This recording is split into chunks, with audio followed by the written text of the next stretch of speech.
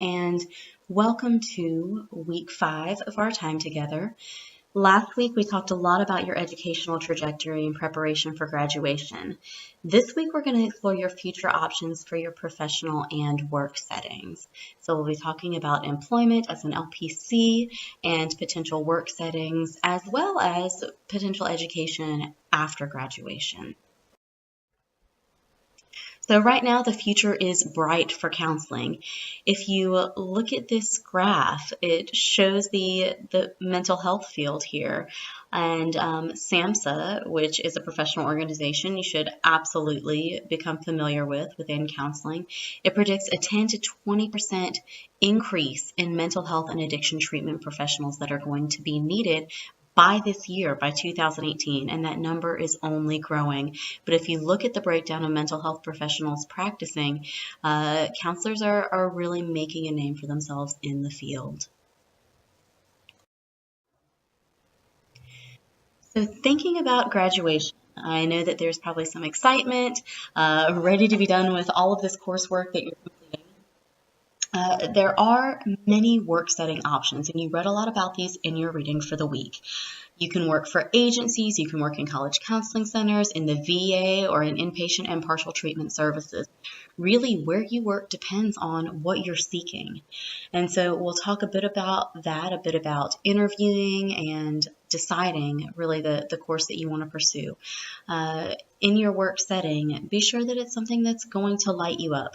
And it might mean that you take what is available upon graduation, and then you continue to kind of search and seek out the path that feels like it's a real fit for you. But as you're working, you're going to have to do a few things. You're going to have to maintain your liability insurance policy. This is something that you'll start in our program when you start doing practicum and internship.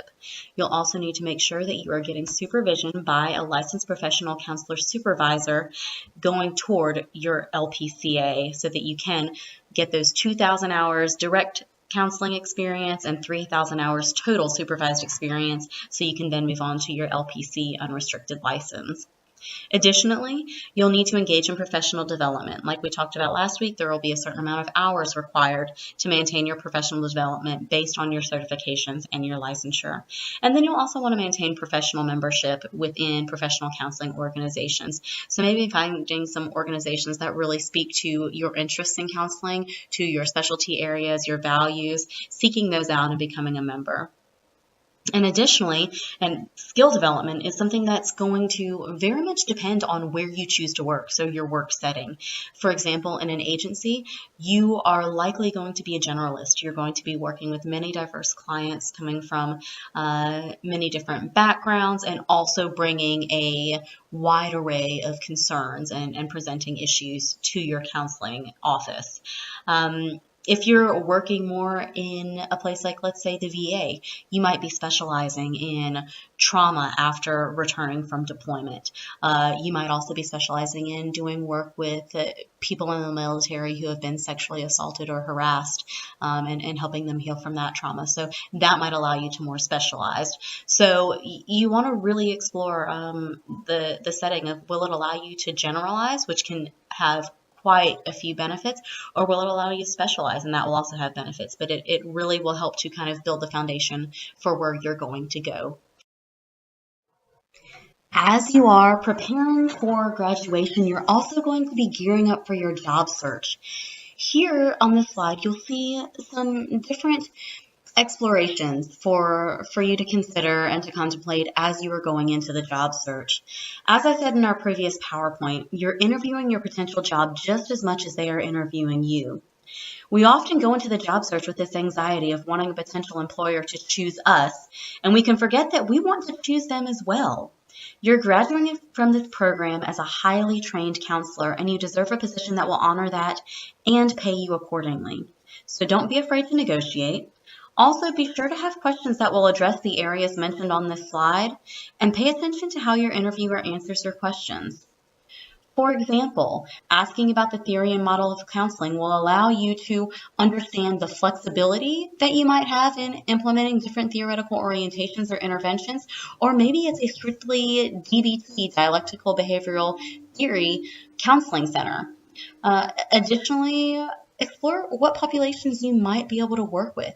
I know for me, when I went down to Louisiana and I got a job with an agency, in my interview, I asked about diversity of populations. And their answer was a bit general, but then I shared what populations I really desired working with, and they were able to find ways to work me into grants and into funding that would allow me to serve this population. Additionally, ask about experience on site with any crisis counseling, which would necessitate some on-call time, maybe holiday coverage. Ask how they handle trauma and any substance use or addiction work. Is there someone who is on call? Are you going to be that person? Is it during the night? Do they have a call center? What does your typical day look like? And along with that typical day, will there be additional requirements on the weekends or on off hours that are not really apparent in the job description?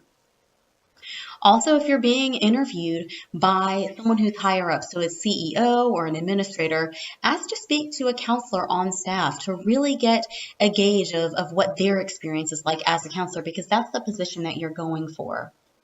You might also want to explore some ethical issues that might arise on site and how they are handled there, so you can make sure that they're in line with how you might handle the ethics. I know that we talked a lot in 2 weeks ago about dealing with ethical situations that might arise, and so you want to also know if there's going to be strong supervision and consultation available to you when that does happen, because it will.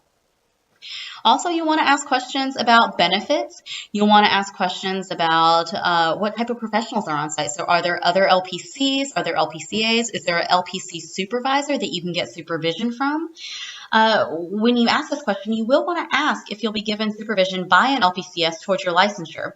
Sometimes agencies will pay you less in your salary, but they'll make up for that by paying for your supervision or giving it to you free.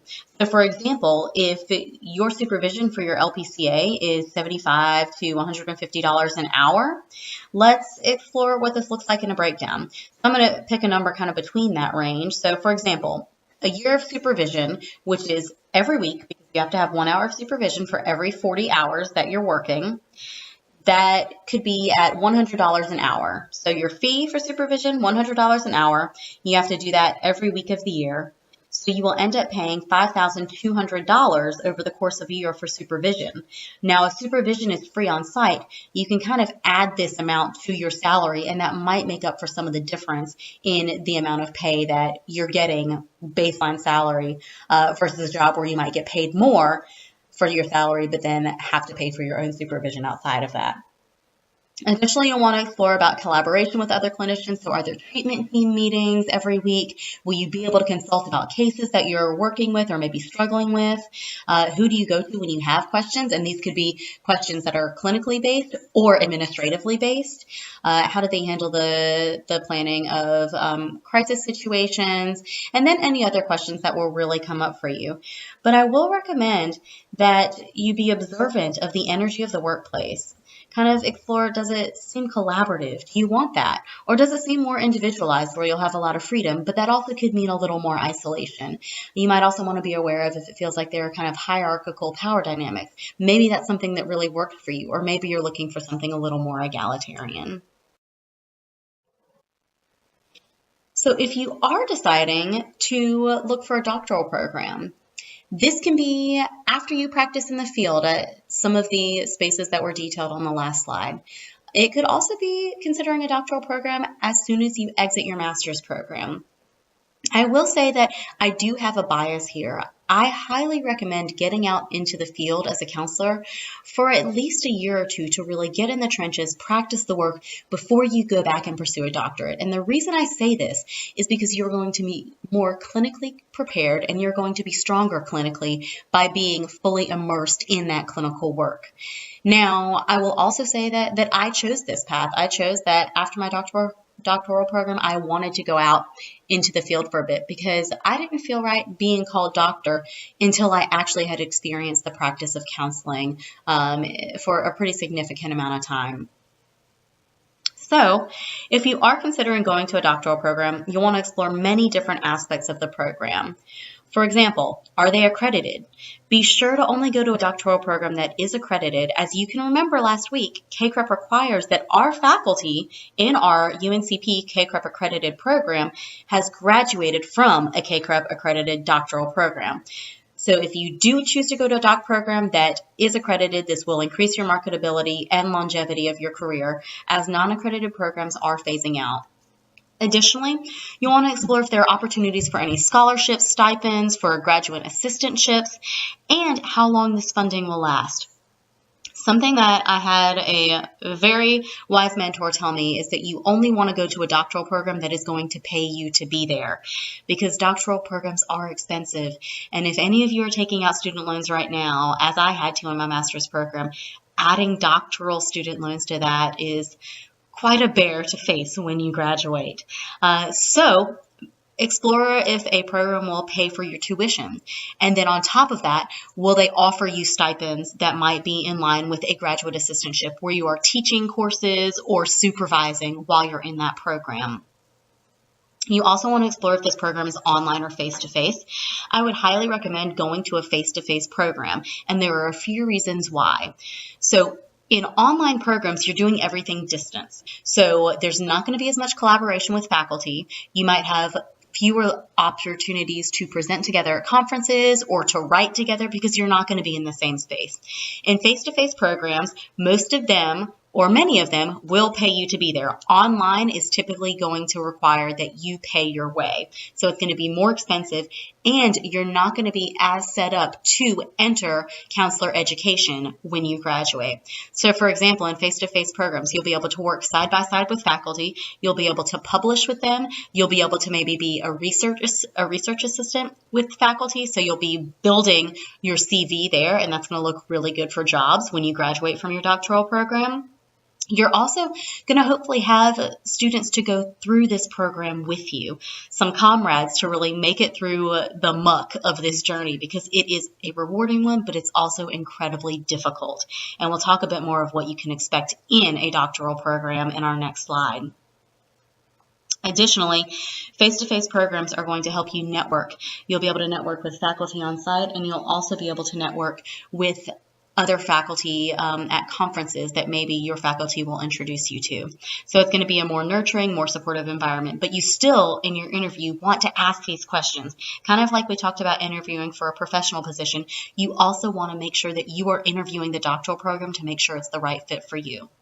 Certain programs will also have different areas of focus. So some will be more clinically focused in terms of doing your counseling skills. Some will be more focused on research. So they'll be very research heavy and have courses that are very heavy in that area.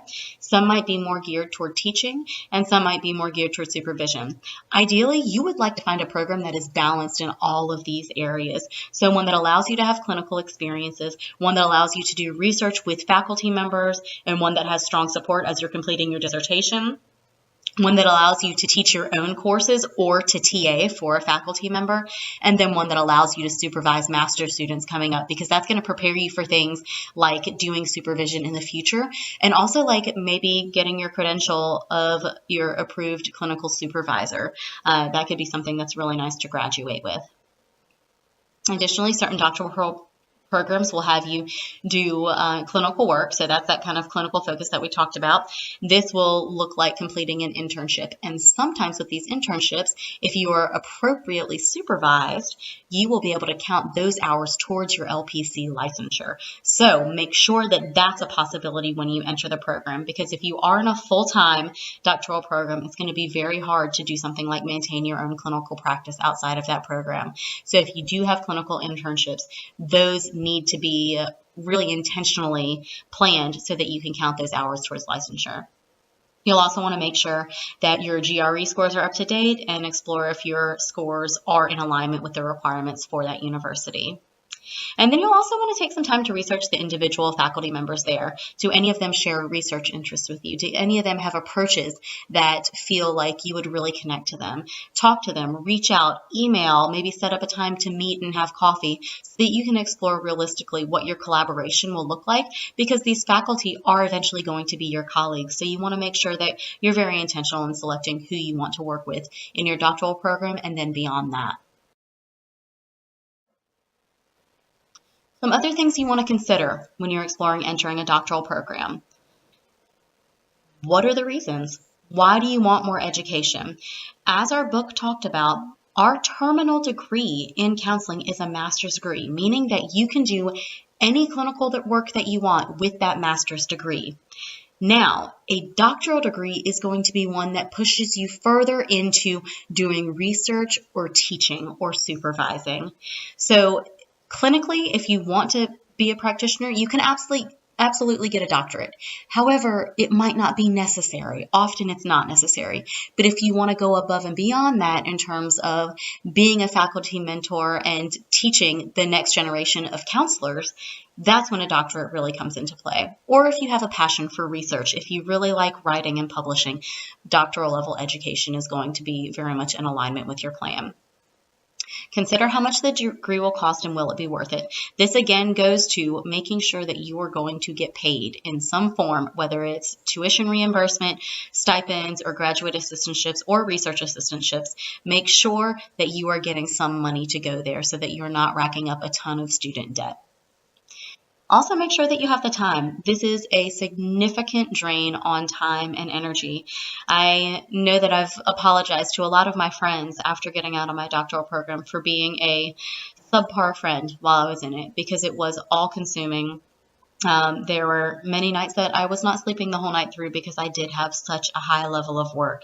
Now, there might be programs that are more flexible, and that will allow you to take your time moving through. Something to consider, though, is if your program is funded, when will funding run out? For example, I know someone who's in a program right now where they are guaranteed funding for 3 years. However, most people in that doctoral program do not graduate in 3 years. Therefore, while they're completing the rest of their work in year 4 and 5, maybe 6, they're having to pay for that. So make sure that you have adequate funding for a reasonable amount of time to be in the program. Now, for example, my graduate program, my doctoral program, they offered guaranteed funding for 3 years.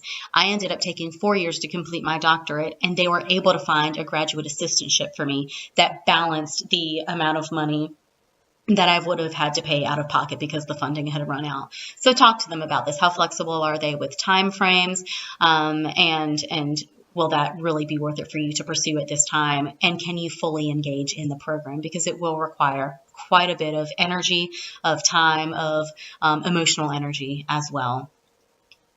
Another thing to consider is, do you have the drive and the motivation for a doc program? These are very intensive programs requiring pretty significant quantities of writing, of presenting, of balancing and wearing multiple hats. So for example, in one semester of a doctoral program, I might be supervising master's students, I might be teaching undergrads or master's students, I might be taking classes, and I also might be writing my dissertation.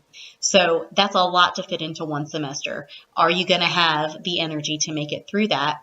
And how are you going to build support around you to keep that energy sustaining through multiple years? Sometimes another reason why it would be good to take some time off and to practice clinically in the field before going back for your PhD is because you'll get some time to breathe a bit, to maybe have weekends back, to have evenings back.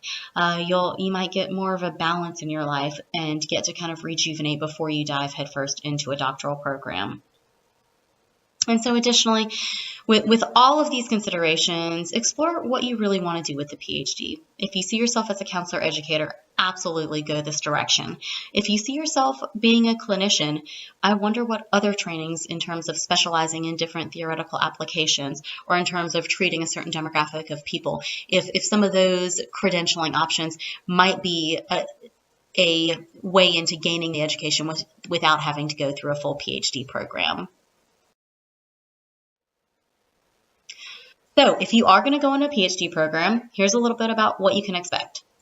So hopefully you will enter a cohort model. This means that you enter with a group of PhD students who are going to go through the program with you, meaning that you will be in most classes together and that you will matriculate through the program in a parallel and aligned way. So you will have a support group built in right there, and that is a lovely thing to have when you're going to need support in a doctoral program.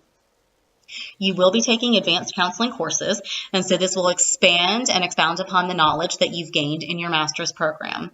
There will also be courses specific to research, so you will have to take multiple levels of statistics so you can analyze quantitative data, and then you will take research classes in quantitative and qualitative research. For the statistics in my program, I had to take 3 levels of doctoral statistics. For me, I'm not a huge stats person, so this was pretty miserable, to put it lightly. However, I do see the benefit of it, and that was probably some of the biggest struggle that I had going through the program. You'll also have opportunities to act as a teacher or teaching assistant for faculty members. This is something that should absolutely be included in a PhD program because they are teaching you to eventually teach. So you'll have a lot of mentorship and guidance in this realm. Additionally, you'll be able to supervise master's students. So you will supervise students who are in a program like you're in right now. You'll be able to supervise them in their first practicum and internship experiences, which is an incredibly rewarding experience to be able to be a part of. It fosters a lot of growth in your supervisees, but also within yourself. And it also sets you up to do some really phenomenal work when you do graduate and get a faculty line. Additionally, you will be taking comps. Now, comps in doctoral programs are going to vary by program. I'll give you an example of what my comps were like. So I was given 3 questions, and I had to answer these 3 questions within a 48-hour period. For me, this translated to writing furiously for 48 hours straight. I think I slept for maybe 5 hours in there. I had my beautiful partner to bring food to me, so I didn't even have to leave the desk. And within 2 days, I think I wrote about 87 pages. I had done some pre-writing and some pre-studying, but when those questions came, it was kind of game time, and I just had to go. So after completing those 87 pages, I don't think I could feel my fingers. I don't actually know if I had fingers. Luckily, they have grown back by now. But I sent them in to my committee. They reviewed them. They said that I passed the written portion, and then I was able to go to my oral comprehensive exams. And so when those came about, I would sit in a room with my entire committee, and this is a group of faculty members that you are going to pick to help you with your dissertation. So I had my dissertation chair, and then I had 3 other members on the committee. They had read my written comps, and then they had prepared questions for me to expand upon my writing or to challenge my writing in some ways. This lasted for about 2 hours where they asked questions and I answered, and then I had to step outside while they consulted, and then they brought me back in and said that I passed. Once you pass your oral comps, you are then able to go on to your dissertation proposal. And so here you're going to work with your committee, developing a research focus and creating a proposal. This is delineating the methodology. This is going to be really building your study.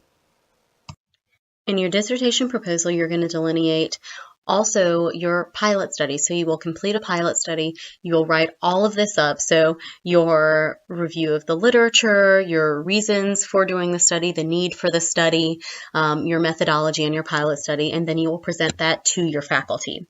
Your faculty will then ask questions to help strengthen your study, and they will either allow you to move on to your dissertation, or they will have you revise your proposal to make significant changes. Once you are approved to move forward, you then get to implement your study. So you complete your research and then you write your dissertation. Now, I feel like there should probably be about 12 other numbers on here for the writing your dissertation portion, because that is quite a mountain to climb. However, it is one that when you are at the top of it, you will shout for joy, exhaustion, relief. I don't know. There will be so many emotions flooding through you because that is quite the pinnacle of an experience there. So once you write your dissertation, you'll send it to your committee. They will review it, and then you will schedule your defense. You will then do a presentation for your entire faculty defending your dissertation, so sharing your research and the outcomes of your research as well as the implications. Now, this is typically a less intense process when compared to the proposal. Your dissertation, you've already been approved to go through with your research, so really it's just sharing your results and showing what you've gained in terms of your knowledge and learning from it. In your defense, you will also be asked questions, and then you'll meet with your committee and they'll tell you if you have passed, which means that you are officially doctor, and then you'll be able to begin formatting for publishing.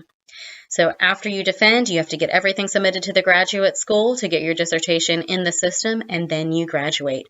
I would highly recommend not searching for jobs in a faculty role before you graduate. ABD means all but dissertation. So sometimes people will get offered a job when they are in the last bit of time in their doctoral program, meaning that they have not yet defended their dissertation. This can create quite a challenge because you are balancing all of the responsibilities of being a new faculty member while still finishing this bear of a dissertation. So I would recommend graduate first and then go into the job market so you can really focus all of that energy on your first year of being a faculty member. So as you're looking for a doctoral program, you want to ask around. You want to ask your current faculty here. You want to maybe ask any friends or colleagues who have been through doctoral programs and get their feedback on their specific program. You can also look at CACREP's website, and then you can join listservs through ACA, and that will give you information on doctoral programs as well as calls for applications, and that will be on this next slide, and you can look at what a call for an application looks like. You'll also want to go to conferences. You'll want to see what kind of research is coming out of which schools, and that might give you some clarification on where you want to focus your application efforts. You'll also want to take some time to visit a campus. Is this a place where you can see yourself? Is this a vibe where you can really see yourself spending a significant amount of time? I will say that in my doctoral program, I spent more time on campus than I did in my own house. So make sure that you like it and it's somewhere that can at least maybe give you little breaks in the day to take walks through the park. You'll also want to talk to current students and graduates from a specific program if you really narrow your focus in on a couple. You'll want to review faculty websites, any of their CVs, review their research so that you can see if you align with any of the faculty there and if you could really see selecting a faculty member as your mentor. You can also reach out and speak to them. A lot of times they're open to talking to you about really the expectations that are in their program and talking to you about potential future collaboration if you were to become a doctoral student there. You also might want to consider moving, and this is only if even briefly for the first years of your program.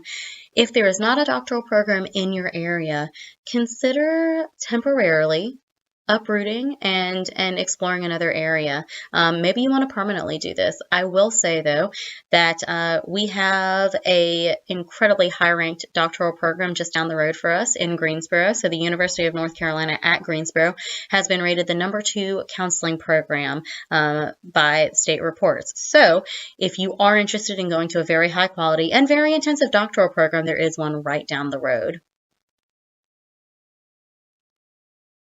Here's an example ad for a call for applicants for a doctoral program at Marymount University. So I'll give you time to pause and read through this. This is what a typical ad might look like. It explains a bit about the program, and it explains a bit about some of the perks of going to that program. They're really wanting to recruit high-quality students because you are going to continue the name of that program. So you can go ahead and pause and take some time to read through this. And so let's say you go to that doctoral program, you write a stellar dissertation, right? And it is just system shaking. I will say that I did have the desire to write one of those when I went into my doctoral program, and I got a really lovely piece of advice from my dissertation chair, and he said, "You will have all of your life to make earth-shattering studies. For a dissertation, the best kind of dissertation is a done dissertation." Now, I will say, I'm pretty proud of my dissertation research. However, it did allow me to let go of the reins a bit and complete my dissertation without it being a perfect vision of what I wanted it to be. So, you're going to be a counselor educator. That means that you will get very familiar with this three-legged stool that you see in this picture. The three legs of the stool, so the three things that are going to maintain your position as a counselor educator, are your engagement in teaching, so actually teaching classes, in scholarship, so completing research and publishing, also presenting at conferences, and then service, so doing service to the profession, so that's being a part of professional organizations, being on boards, being editors for journals. Service also includes service to your university, so are you on committees for your university? For example, are you on the faculty retainment or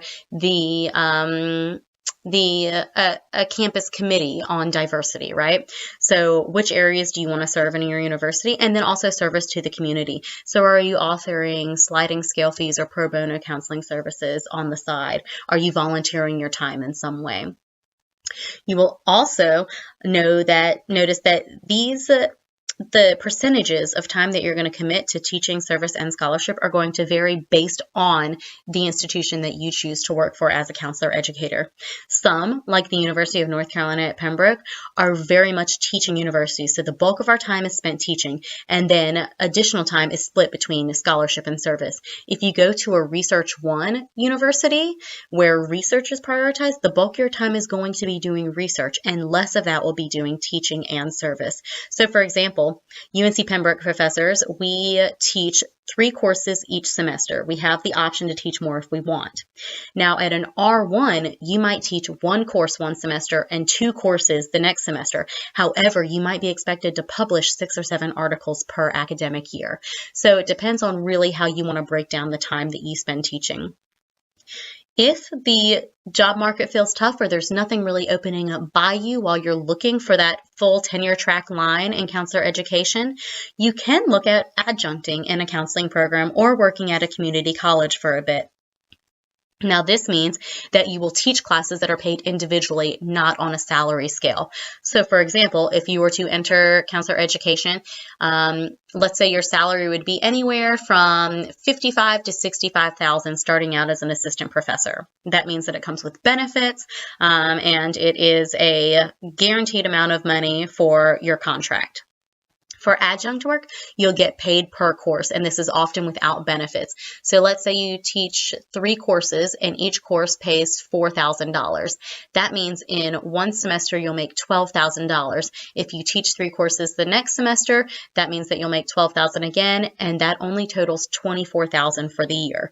So really, it behooves you to look for a tenure track faculty line that is on a contract as opposed to adjunct work, but adjunct work can be really lovely if you're wanting to focus your efforts on clinical work and teach courses every now and then. So that's a nice supplement to keep your foot in teaching or supervision while also doing the clinical work that really makes your heart flow. So maybe you want to explore entering private practice when you are fully licensed. Here are some guidelines that will help you enter into private practice. Now, this can be after you spend some time at an agency or in a college counseling center or at the VA, after you really accrue those 2,000 direct hours, 3,000 total hours for your LPC license. You might want to start thinking of going into business for yourself. So number 1 rule is that private practice is a business. Do not go into it without necessary capital for starting up a business. You are going to need this. You're also going to want to have an attorney on board with you, not as a part of your private practice, but kind of an attorney that you can reach out to if you're having any ethical concerns or if any legal issues arise, if you get subpoenas, things like that. You'll also want to explore if you want to set up your own facility or if you want to join with others. There are certain private practices where you can rent a room and run your own private practice out of a shared space with other counselors. There are others where you might have an office that is just big enough for you and it is only your space. You're the only one that practices there. There are benefits and drawbacks to each. For example, if you're working on your own, it's going to be a bit more isolating, and also every bit of income that you make is going to be yours, which is a good thing, but you are the only one responsible for paying all of the costs of running this business. Now, if you're joining with others, they might have an office manager that does insurance building, meaning that that's not on your plate. If you're in private practice by yourself and you're doing billing, that's going to be extra time that you're not paid for that you'll have to spend working. Additionally, if you're joining with others, you'll have that consultation very much at your fingertips where you can walk across the hallway and consult with a colleague. You also might have more flexibility in renting rooms. For example, some spaces might rent the room by the number of clients that you see. They might rent it by the hour or by the day. Something that you'll want to explore if you are going to be working with a group of people and it's a building that you do not own is how much money from what you make will you have to give for this space? Will it be a percentage of all of your client cases, or is it going to be a flat monthly rate? You'll also want to explore how you are going to engage in advertising yourself and marketing yourself. How are you going to get clients? For example, when I started up my practice, I did some free guided imagery meditations at the local co-op in the area, and I got a few clients who came to that and said, wow, I really liked your energy. I'd like to do some work with you. I also set up a table at some health fairs that certain businesses put on in the community, and then I put flyers around town, and I went and visited some doctor's offices so I could introduce myself and get referrals that way. I also had the luck of joining with some other folks that were not counselors, but an acupuncturist and a Chinese herbalist, and they sent a lot of their clients my way when they were dealing with things that were more of emotional, cognitive, any behavioral shifts that they needed to make, not just kind of bodily, physical ailments. Additionally, you'll want to explore who will handle billing. Like I said before, if you join with others, you might have an office person do that. If you open your own practice and you have enough money to hire an office person, that would be lovely, so you don't have to spend your time doing that billing. You'll also want to see which managed care panels you might want to be on, if any. Right now, I am not on any. I choose not to be because it is only me, and I don't have the time to do all of the billing while also being a professor at UNC Pembroke. So what I offer is the sliding scale, and my baseline fee for a session is $90. However, I see a lot of folks who are disenfranchised. They are of groups that have been historically and currently oppressed, and so they don't have as much access to financial resources. So I have some clients who pay $60 an hour, some who pay as low as $20. And I look at that as my way of kind of giving back to my community, because a lot of these clients are queer clients, they are activists, and they might not have secure income. And so the way I kind of see it is I have the luxury and the honor of being a professor and having a full-time job. And so my private practice is really a way of giving back. If you are going into private practice and that's all you're doing, you might not have that luxury. So you might need to be on managed care panels, or you can do a sliding scale where you offer a percentage of your clients that sliding scale. So you might have to have 80% of your clients are paying full cost and 20% are given a sliding scale fee. So you can figure out how you want to manage that so that you are able to earn a living. You deserve to do that. You deserve to be able to eat, to be able to live, to be able to enjoy life, because you are giving people really deep and transformative healing. You'll also want to explore how you're going to handle after-hours care. If there's any client who's in a crisis situation, you want to make sure that you have those procedures in place. If you need to refer to somebody, you'll want to make sure you have a network of people to refer to, and you'll want to make sure that you have a way of checking in on level of risk of clients.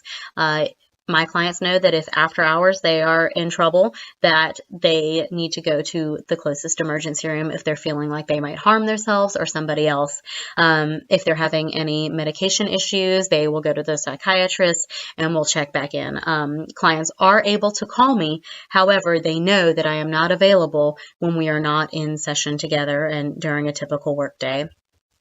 You'll also want to be aware of your technology resources that you might need. This can kind of connect to the book's discussion of online counseling. Are you going to be seeing some of your clients virtually? And if you are, what are you going to need to make this happen in an ethical and in a safe manner? And so finally, I just want to spend a moment talking about expertise. And these are some questions that you can answer for yourself. What does it mean for you to be an expert? Now, for me, I know that I have spent many years developing expertise in certain areas. However, I refrain from calling myself an expert, and I'm going to tell you why. I think that sometimes people associate the word expert with no longer needing to do work because you've done everything that you need to do. For me, I think that is the time when you become the most dangerous as a practitioner, as an educator, as a researcher. Though I have really worked to hone my expertise, I want to always be learning, to be clarifying, to be challenging myself to do even more, to do better, to excel in helping certain communities or in working in certain ways. So I do believe that I have a lot of expertise, but I know that the work is always there and we need to always be checking ourselves. But thinking about honing expertise, how can maybe honing this in a specialty area assist you? For example, do you want to do a certain type of counseling that is not offered in your area? If you build your expertise there, you're going to have a built-in client base because you are the only person offering that type of work. So to build your expertise, you'll want to attend conferences, engage in professional writing, publishing, maybe some blogs. Maybe you can even have columns in the newspaper. For example, there can be a sex education column in your newspaper where community members can write in and you can answer questions. You can build a name for yourself that way. There's a well-known sex therapist in the Greensboro area who did that. She did a lot of newspaper media. She did a lot of interviews on radio stations. She did some speaking engagements, and then she built that network that allowed clients to get funneled into her. You'll also want to be present, doing outreach, going to job fairs, really making yourself known, your work known. And then you'll also want to volunteer within the community.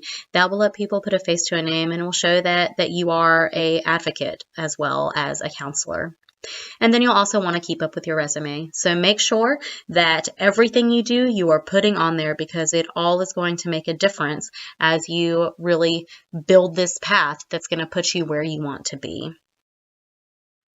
So I want to thank you all so much for spending time with me this week. This week's discussion board is going to involve designing your life plan. I have put an announcement out that this has changed on the syllabus. This was originally on week 10, but I went ahead and moved it up to this week because it seemed more fitting. So please, on the module, watch the YouTube videos that describe the process. There are 2 of those. One of them is really talking about creating your life's vision, making it manifest, right? And then the next video is talking a little bit about the Designing Your Life Plan worksheet specifically. So just watch the first 3 minutes of that and you'll get a good idea of what that entails. And then you'll create your plans, but you can follow the discussion board instructions. This will help to delineate any questions that you have and will tell you the structure of this assignment. And then you'll post this plan to the discussion board and discuss it with others. And the last piece is to have fun and really dream big. This is your chance to create a plan that feels like something you've always wanted. And you get to create 3 of them. So you can even do one that is your biggest dream. You can do one that feels very rational. And you can do one that feels maybe somewhere in between that. All right, everyone. Thanks so much. I hope you have a wonderful week.